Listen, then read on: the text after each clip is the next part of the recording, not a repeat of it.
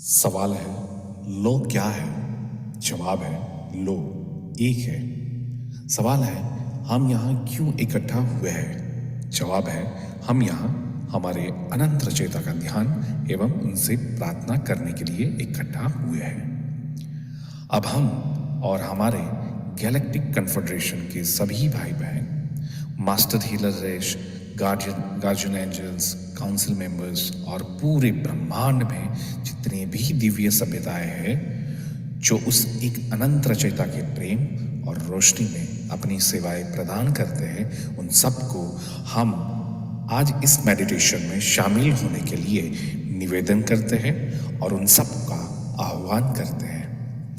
आज हम सब मिलकर जितने भी लोग आज मेडिटेशन कर रहे हैं उनको, उनके परिवार को और सभी सदस्यों को और वो सभी परिजनों को जिन्हें वो प्रोटेक्ट करना चाहते हैं, उन सबको हम अनंत रचयिता के प्रेम और रोशनी से शुद्ध करते हैं और उस सभी लोगों के आसपास और उनके घरों के आसपास उस अनंत रचयिता के प्रेम और रोशनी का एक बहुत बड़ा सुरक्षा घेरा बनाते हैं, जिसमें किसी भी प्रकार के विचार या व्यक्ति जो सिर्फ खुद की सेवा में कार्यरत हो, उन सभी व्यक्ति या विचारों को इस घेरे में आने से बिल्कुल प्रतिबंधित करते हैं, क्योंकि लो एक है।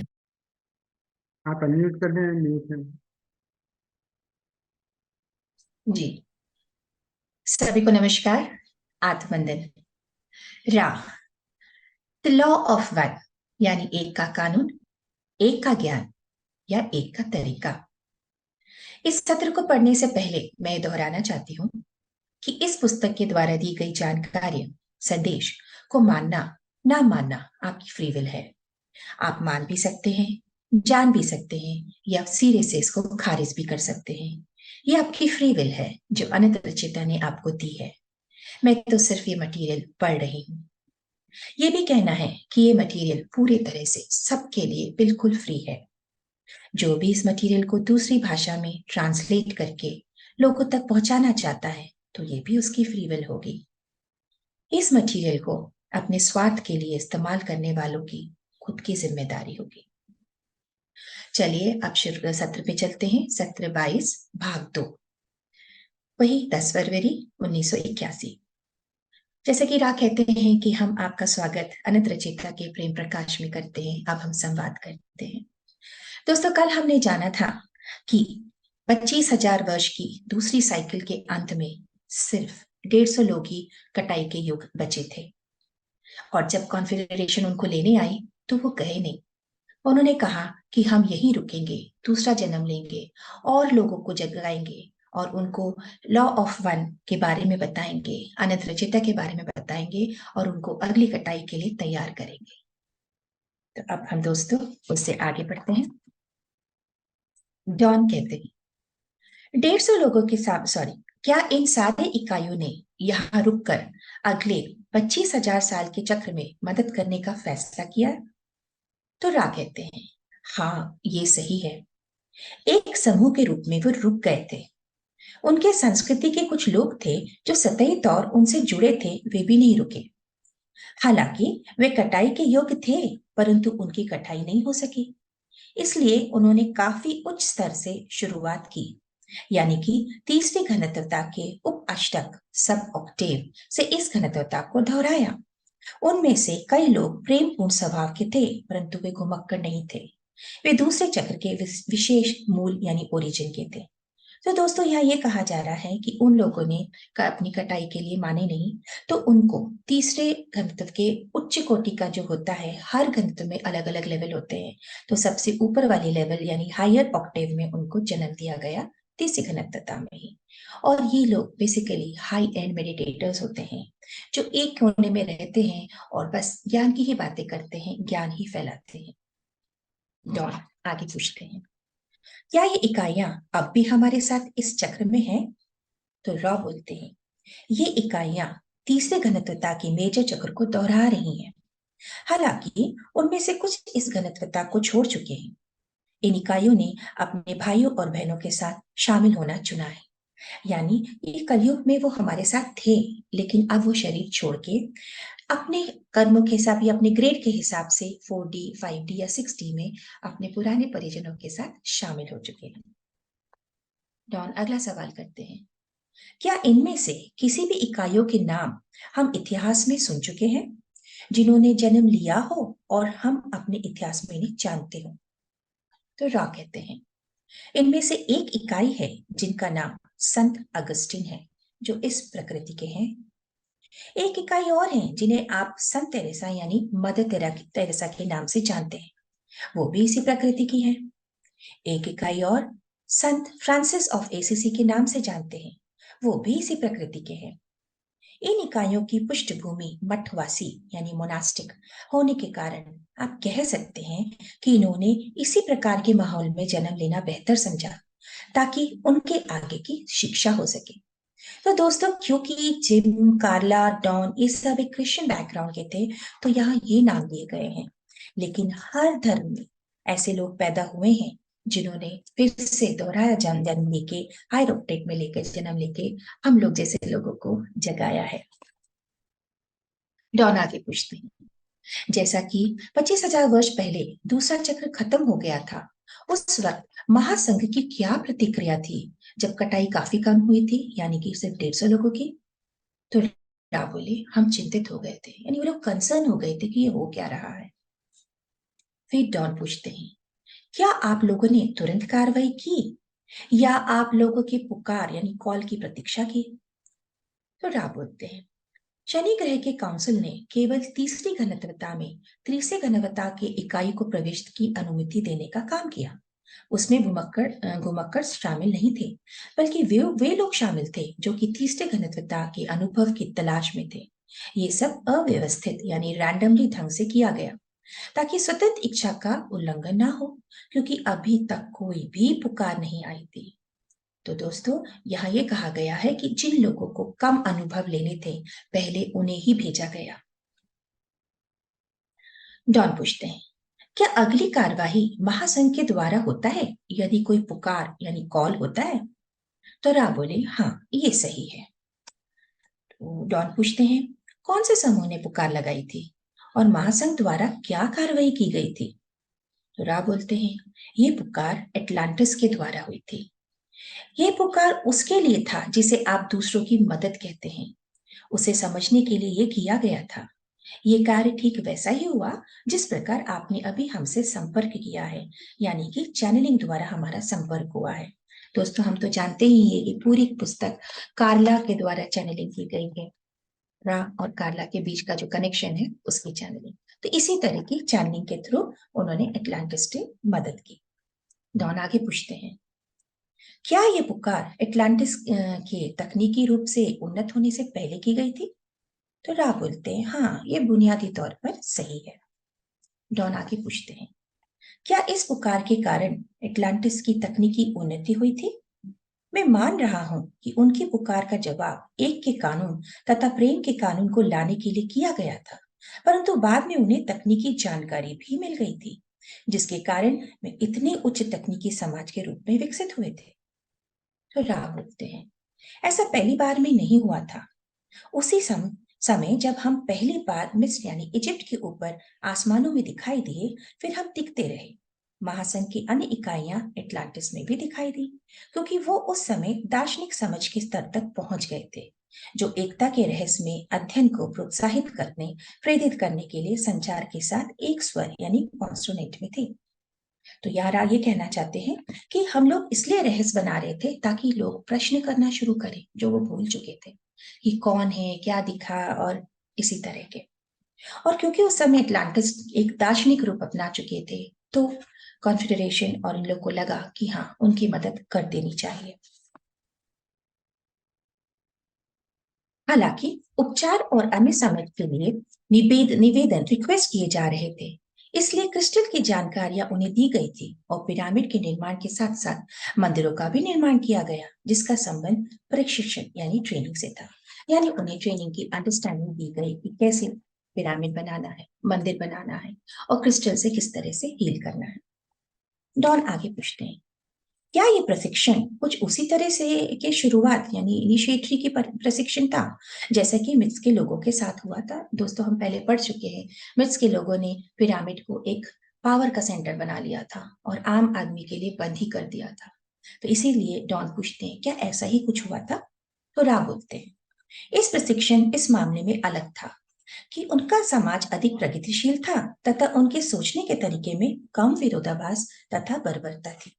इसलिए मंदिर सीखने के मंदिर थे, बजाय कि हीलर्स को पूरी तरह अलग करके आसन में बिठा दिया जाए, यानी कि हीलर्स को ही सर्वसर्वा बना दिया जाए।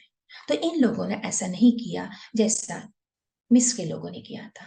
इन्होंने उसे मंदिर सीखने का स्थान ही बना के रखा, टेम्पल ऑफ लर्निंग। इसलिए उनको टेक्नोलॉजी भी बढ़ती गई और उस समय वो कम लड़ाकू भी थे। डॉन बोलते हैं, क्या इन मंदिर में पुजारी थे जो इनमें प्रशिक्षित थे? रा बोलते हैं, आप उन्हें ब्रह्मचार्य, आज्ञाकारिता या दरिद्रता के अर्थ में पुजारी ना कहें। वो सीखने के लिए समर्पित लोगों के अर्थ में पुजारी थे, यानी वो टीचर्स के रूप में आए थे, शिक्षक बन के आए थे। कठिनाइयां तब होने लगी जब क्रिस्टल के शक्तियों का इस्तेमाल सीखने के प्रशिक्षित लोगों ने हीलिंग के अलावा अन्य तरीकों में भी करना शुरू कर दिया था, क्योंकि वो न केवल सीखने के साथ जुड़े थे बल्कि सरकारी ढांचों के साथ भी जुड़े थे। यानी वो लोग चुपचाप पीछे के दरवाजों से सरकार को, गवर्नमेंट को ज्वाइन कर चुके थे और गवर्नमेंट उनको, सरकार उनको अपने मन माफिक इस्तेमाल कर रही थी लोगों में और विभाजन लाने के लिए। पर दोस्तों, ऐसा नहीं है। ऐसे भी बहुत लोग हैं जो सिर्फ आए और सच में दूसरों की सेवा की और अपने काम करके चले गए, जैसे गुरु नानक हैं, जीसस हैं, साईं बाबा, बहुत सारे लोग ऐसे थे। डॉन आगे पूछते हैं, क्या उनको ये सारी जानकारियां उस तरह से दी गई थी जिस तरह आप अभी हमें जानकारियां दे रहे हैं, एक उपकरण के माध्यम से, जैसे कि कार्ला है? पर आप बोलते हैं, समय समय पर मुलाकातें होती रहीं, लेकिन आपके स्थान, समय, निरंतरा में ये ऐतिहासिक घटनाओं का कोई महत्व नहीं। यानी हाँ, मुलाकातें तो हुई थी पर बहुत महत्वपूर्ण नहीं। फिर डॉन पूछते हैं, इन मुलाकातों के लिए एकीकृत यानी यूनिफाइड समाज का होना आवश्यक था। मुलाकात के लिए कौन कौन सी शर्तें आवश्यक थी? डॉन बोलते हैं, दो शर्त थी। जितने भी लोग एक समूह में पुकार लगा रहे हैं, उनकी संख्या का वर्ग, स्क्वायर, उन लोगों से अधिक होना चाहिए जिनमें ढूंढने की, सीखने की इच्छा ही ना हो। ये पहली शर्त थी, हम पहले ही पढ़ चुके हैं, लॉ ऑफ स्क्वायर। और दूसरी शर्त ये कि महासंघ के सदस्यों का सापेक्ष, रिलेटिव भोलापन, जिन्होंने महसूस किया कि सूचना का सीधा हस्तांतरण आवश्यक रूप से एटलांटिस के लिए उतना ही सहायक होगा जितना कि महासंघ के इकाइयों के लिए। यानी दूसरे की सेवा करने का भाव दोनों तरफ होना चाहिए। डॉन बोलते हैं, अच्छा, आप ये कह रहे हैं कि इन भोले भाले महासंघ की इकाइयों के साथ भी अतीत में ऐसा ही हुआ था, इसलिए वे अटलांटिक की इकाइयों के साथ भी यही काम कर रहे हैं, क्या ये सही है? दोस्तों, हम पहले भी पढ़ चुके हैं कि एक जमाने में कॉन्फेडरेशन आए थे पर उन्हें भगवान का दर्जा दे दिया गया था। इसलिए संतुलन बनाने के लिए उन्हें तय किया कि अब वो सामने नहीं आएंगे, वो बाहर से ही काम करेंगे और जो रचयिता से उनको शक्ति मिली है, प्राप्त हुई है, वही शक्ति वो दूसरों को समझाएंगे। रॉ कहते हैं, हाँ, आप सही हैं। हम आपको याद दिलाते हैं कि हम भी उस महासंघ के भोले भाले सदस्यों में से एक हैं और अभी भी उस क्षति की भरपाई करने का प्रयास कर रहे हैं जिसके लिए हम स्वयं को जिम्मेदार महसूस कर रहे हैं। ये हमारा कर्तव्य होने के साथ साथ सम्मान भी है कि हम आपके लोगों के साथ निरंतरता, तब तक कि हमारे सीखने सिखाने में जो भी गलतियां हुई हैं वो सब ठीक ना हो जाए और हम संतुलन को प्राप्त ना कर लें, यानी हम सबको सही दिशा दिखा पाए। उनको पछतावा हो रहा है कि उन्होंने, उनके कारण, जो उन्होंने सामने से आके लोगों को दर्शन दिए या लोगों के बीच में रह के जो काम किया, उससे जो स्थिति बिगड़ी, उसके लिए वो पछता रहे हैं। डॉन बोलते हैं, अच्छा, एटलांटिस की अब तक की तस्वीर जो मैंने समझी है उसे बताऊंगा। आप मुझे बता सकते हैं कि मैं सही हूं या नहीं? हमारे पास एक ऐसी स्थिति है जहां एटलांटिस के इकाइयों ने बड़ी संख्या में एक के कानून की दिशा में जाना शुरू कर दिया था और महासंघ द्वारा उनके पुकार को सुने जाने के लिए एक के कानून को जीना भी शुरू कर दिया था। ये पुकार सुनी गई क्योंकि वर्ग के कानून लॉ ऑफ स्क्वायर का इस्तेमाल करके उनकी संख्या उन लोगों से अधिक हो गई थी जो कि पुकार ही नहीं कर रहे थे। सिर्फ महासंघ ने चैनलिंग के द्वारा संपर्क किया, जैसा कि आप हम इस संपर्क में इस्तेमाल कर रहे हैं, और उन्होंने सीधा संपर्क भी किया, लेकिन ये गलती साबित हुई और एटलांटिस के कुछ इकाइयों ने इसका दुरुपयोग भी किया। क्या ये सही है? रा बोलते हैं, हाँ, ये एक अपवाद एक्सेप्शन के साथ सही है। सिर्फ एक ही कानून है और वो है एक का कानून। अन्य तथाकथित कानून तो सिर्फ इस कानून की विकृतियां हैं।